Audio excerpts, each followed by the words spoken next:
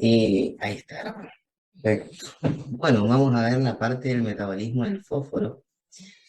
El metabolismo del fósforo, la mayor parte del fósforo del organismo, ¿sí? Se encuentra como inorgánico, como fosfato inorgánico.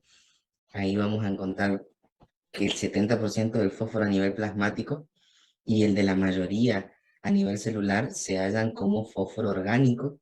Por eso es que justamente la mayor parte se encuentra de esa manera. Junto con el calcio, el fósforo es, digamos, en su fase mineral, lo más fundamental del hueso, porque ese órgano, si el tejido óseo se encuentra en un 85% formado por todo el fósforo del organismo. Entonces, es importante saber que el calcio y el fósforo van a ir actuando juntos, o sea que cuando uno de los dos se modifica, ya sea en su forma libre o en su forma mineral, eso va a generar alteración en el metabolismo de ambos. Entonces, el 85% del fósforo del organismo se encuentra a nivel óseo, el 70% del fósforo a nivel plasmático, o sea, libre, se ubica como fósforo orgánico y el 10% del fósforo circula unido a proteínas siendo ultrafiltrable. O sea, que va a pasar a nivel renal como lo hacía el calcio. La diferencia de concentraciones entre el fósforo extracelular y el intracelular es de 2 veces, ¿sí? Y no necesita una regulación tan fina a diferencia de cómo sí lo necesitaba el calcio. Fíjense de acá, el fósforo tiene una distribución diferente a la del calcio a nivel extracelular y de tejidos blandos solamente se encuentra menos de 1%. El 85% está en el esqueleto y el 15% a nivel plasmático. Bien, esto, ¿no? Sí, no vamos a ver. Sí, las formas plasmáticas. Cuando hablamos del plasma y hablamos del fósforo, a nivel plasmático, que era el 15% del total del fósforo, a nivel plasmático de ese 15%, el 55% está en forma de fosfato libre y el 35% va a estar en forma de aniones, unido a sodio, a calcio y a magnesio. Y solamente un 10% del fosfato va a estar unido a proteínas. O sea que hay mucha cantidad de fosfato libre. Eso también es importante. ¿Qué funciones va a tener el fósforo? Bueno, aparte de participar de la mineralización del hueso y de la estructura ósea, se encarga del almacenamiento y transporte de energía mediante el ATP, el ADP, que es el adenosín trifosfato. Va a participar en la formación de ácidos nucleicos, va a participar en la formación de fosfolípidos, de fosfoproteínas, de cofactores como por ejemplo el NAT-fosfato. El fósforo va a participar a nivel de la contracción muscular, ¿sí? Eso es importante, acordarse que no solamente el calcio lo hace, sino que también el fósforo. El fósforo va a estar unido al oxígeno y a la hemoglobina.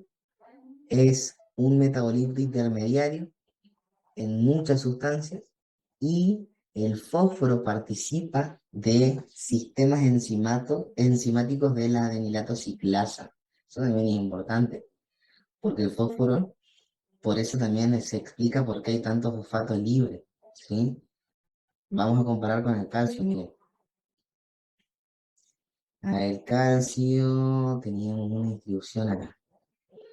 Fíjense la distribución del calcio. Casi todo está en el esqueleto, ¿ven? Y a nivel plasmático, hay menos porcentaje de calcio libre también.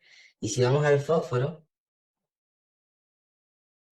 fíjense el fósforo, solo un 85%, o sea, es mucho, pero es menos que el calcio. Y también es un poquito más a nivel libre, ¿sí? Vamos a ver aparte del metabolismo ahora, o sea, dónde se absorbe, el tema de la eliminación, ¿sí? La absorción intestinal del fósforo es muy similar a la del calcio porque es estimulada por la vitamina D. Así que recuerden eso. Fisiológicamente, la absorción del fósforo es lineal con el contenido de la dieta, o sea que más fósforo ingresa en la dieta y más fósforo va a absorberse. ¿Con qué tipo de sustancias se va a disminuir la absorción del fósforo? Con sustancias quelantes, como por ejemplo el aluminio, como por ejemplo el calcio. Son dos sustancias que disminuyen la absorción intestinal de fósforo. A nivel renal, fíjense, ya tenemos el intestino, ahora los riñones como un segundo órgano que va a participar en el metabolismo del fósforo. A nivel renal, nosotros tenemos que la eliminación y la absorción de fósforo va a depender exclusivamente de la ingesta de fósforo, ¿sí? Y de la absorción intestinal de fósforo. El fosfato eliminado es muy variable, pero la fracción estiletada es igual a la fracción absorbida de fósforo. Entonces, a nivel glomerular, la mayoría del fósforo es ultrafiltrable, ¿sí? Entonces, tenemos que saber que a nivel del túbulo proximal y del túbulo distal va a haber, digamos, absorción, ¿sí? Y reabsorción del fósforo. A nivel del túbulo proximal se va a reabsorber un 80% del fósforo y del túbulo distal un 20%. Lo importante de esta parte de los porcentajes, que por ahí muchos no les van a joder con eso, es la parte hormonal. ¿Por qué? Porque la parte hormonal sí es la que les joden a ustedes con sistema endocrino. Acá hay que saber que la misma hormona que actuaba a nivel del calcio también actúa a nivel del fósforo, que es la paratormona, la PTH. La paratormona es la principal reguladora de la eliminación final de fosfato, así como también de calcio, inhibiendo la reabsorción tubular y de esa manera, al inhibir que el fosfato ingrese a la sangre desde los túbulos, lo que facilita es su eliminación. ¿Está? O sea que la paratormona es la paratormona es hipofosfatemiante, porque aumenta la eliminación. La vitamina D tiene un efecto similar, pero es menos marcado a nivel renal. Y esto que yo estoy mencionando, el único momento en el que puede, digamos, fallar este mecanismo de regulación de la paratormona es cuando el riñón está trabajando mal, cuando hay una falla renal. Por eso, fíjense que acá dice que cuando el aclaramiento de creatinina es menor de 25 mililitros por minuto, por más de que se aumenten los niveles de paratormona, no son suficientes para digamos, eliminar el fósforo. Entonces la eliminación renal de fósforo disminuye y por ende va a producir hiperfosfatemia. ¿Está? Eso es importante saber, que la paratormona es hipofosfatemiante, pero si la paratormona no puede actuar, no puede funcionar, entonces el fósforo se va a acumular.